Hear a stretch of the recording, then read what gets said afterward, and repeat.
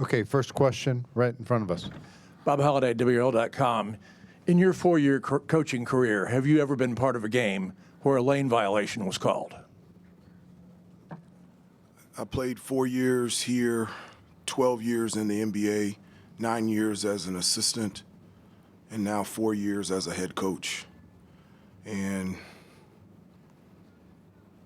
I can't be more proud of a team than I am right now. Just love these guys to death. I love their fight. I love their togetherness. I love how close they are. And as I said before, I told them after the game I didn't think that I could be more proud of a group than I am right now, but I am even more proud. And I thank Jesus every day that I get to be their head coach. Is that an appropriate call? Lane violation? Not answering that. We lost 74-71. To our right. Hubert, we saw how emotional Jalen was coming off the court. What did you tell him after the game to lift his spirits? Well, it's all of our spirits. Guys, we are a team. This is not individuals. This is University of North Carolina basketball team. So when we win together, when we win together. When we lose together. That's why we're a team.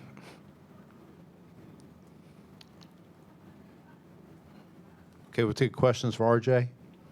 Front row. RJ, Brett Friedlander, Saturday Down South. I know it's out of your hands now, but do you think that you've done enough to get in, especially after taking the #1 team to the wire like this?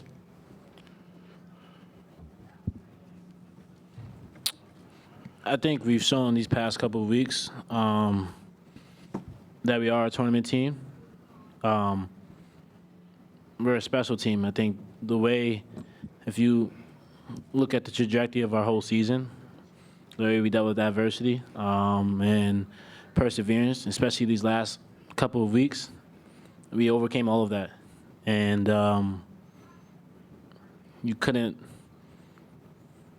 ask for a better team than that goes through that type of adversity, goes through that type of criticism, and still perseveres through it all and comes out on top. So I think that's a tournament team right there for you, because that's all what Smart's about. Second row. I guess for both of you all, defensively it looked like in the second half you guys were getting stops, which led you guys to get some transition opportunities to cut into that deficit. What was different for you guys in the second half defensively in order to chip away at that lead? The competitive fight, I felt like in the first half, one of the things that I talk to the team all the time is be competitive and compete in your individual one-on-one matchups. And I felt like in the first half, they had the better of us, whether it was on the perimeter and the posts. In the second half, I felt like we were more physical. Our competitive fight, we were defending without fouling. We were getting loose balls. We were getting rebounds. We were contesting shots. We were making second and third efforts. And you're right, that allowed us to get stops and allowed us to get out in transition. And that was the #1 determining factor of us being able to come back and outscore them by 18 in the second half. It was all defense and rebound. Reminder, let's address questions to RJ right now, and we'll finish up with Coach. Back of the room. Thomas Bray, Collegiate Times. RJ, in your time here at North Carolina, what do you think makes this game, this rivalry, unique from the other ones in college basketball? I mean, I think anytime you put on this jersey and you're going against Duke, it's an opportunity to be part of history. And I've been fortunate and grateful enough to play in a lot of games that I'll cherish and remember for the rest of my life. But I just think with this team, and in this year group of guys, I think to be down 20 in the first half and then fight our way back all the way down to the minute and a half, I mean, I don't think a rivalry gets better than that. It was a gritty game, and I'm just proud of the way we, not just only against Duke, but just this whole tournament and all year, we consistently battle and compete at a high all-time level. So it just happened that we just happened to play Duke and be a part of a rivalry. Next question, far left. RJ David Teal with the Virginian Pilot. The last side out of bounds with 2.9 seconds to go. What did you all draw up in the huddle? And then you were trying to get off some screens there and they switched onto you. How did you see it all unfold?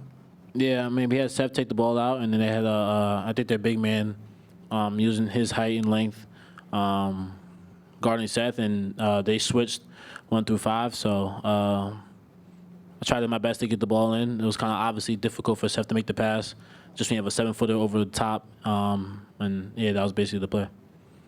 Right in front of us, middle of the room. Bob Holliday, WRL.com. RJ, in the first half, it was a 6-point game, and then they finished on a 15-0 run. In the second half, even though you didn't make many threes, Elliott was the only one who hit threes, you guys came all the way back. What was different in the second half? Like Coach David said, our overall competitive spirit was there, and everyone contributed. We had 4 guys in double figures, and a lot of guys made a lot of plays that allowed us to get back into the game. And it was a team effort, and that's all you can ask for when you're trying to claw back into the game. So I'm just proud of the way every time we came in the huddle, we said, just take it possession by possession, just keep chipping away. It was a 12-point game. Next thing you know, it was a 4-point game. So, I mean, that's just a team basketball right there. And so, yeah. Any other questions for RJ? Okay, RJ, thank you. Thank you. Head of the locker room. Nice work. Okay, questions for Coach? Right here in the aisle. Coach, writer Tim Donnelly, 99.9 The Fan. Yesterday, some of your players talked about yesterday's game as one that maybe they wouldn't expect or didn't think they would have won in November. How do you think this team reacted differently kind of since the Clemson loss to a deficit at half today versus how they might have reacted earlier in the season when they were struggling a little bit more? Well, I mean, actually, at halftime, we talked about examples earlier in the season, Michigan State, Dayton, Kansas, where we were down double digits, 20 points, and we were able to come back. And so I said, unfortunately, we have experience in this and experience being able, and fortunate that we have experience of being able to come back, and that, going into the second half, 20 minutes, there's so much can happen. And so I broke it up in 4-minute parts. I said, let's win the first 4 minutes. At the 12-minute mark, let's cut this thing down to 15 or 12. 8-minute mark, let's cut it to single digits, and 4-minute mark, we're right there. It's a 2-possession game, and it was at the 4-minute mark. It was 6 points, and I said, guys, look at the score. And I said, is it a 2-possession game? And they said, yeah. And I said, we're right there. And I said, we're building, we're getting stronger. And so I think, unfortunately, fortunately, being in that experience earlier in the year, we were able to draw upon that and understand that there was a lot of basketball to be played in the second half. Back right. Michael Coe, WCHL, chapelboro.com. Hubert, what can you say about what Venn did for you guys today? 20 points, 10 rebounds. His, I believe, 4th double-double in the last 5 games. He obviously helped you guys immensely in the paint. Well, he did. I mean, not just his scoring, his defense, his rebounding, keeping the ball alive, running the floor. It's been consistently at a high level for a while, and giving us that inside presence alongside, our ability to score from the outside has really helped us out offensively. And I just thought, again, Ven's activity, Duke, even without, Malik and Cooper, they still have tremendous length. And so for Ven to be able to do what he did against a long and athletic team was exactly what we needed to be able to get back into the game. Third row in the aisle. Excuse me, David Hale with ESPN. Maybe to build on that a little bit, this is now the third time you've played Duke, but the first time that Cooper has not been on the court. Curious how much different was the matchups than you maybe were anticipating based on your past games against them, and did that kind of throw any wrenches in the first half, just in terms of maybe what you were expecting versus what reality was without him on the court?